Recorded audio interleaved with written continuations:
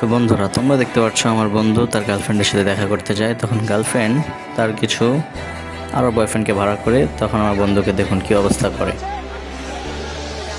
नहीं नहीं नहीं वरुण के यहाँ कुछ तो गड़बड़ है।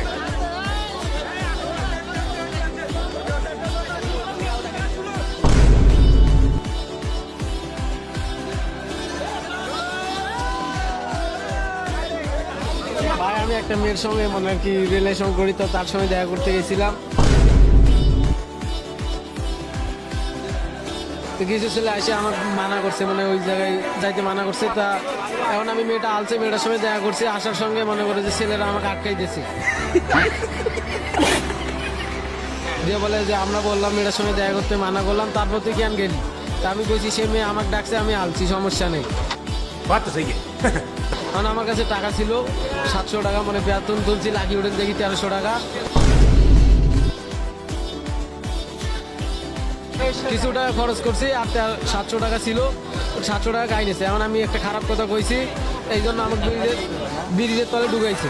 हैं? ये क्या हो गया? ये क्या सुन रहा हूँ मैं? এখন ওই ব্রিজের তলে ঢুকে মানে একটা ছুরি বের করছে।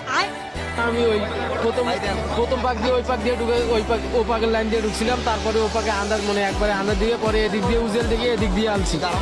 साबास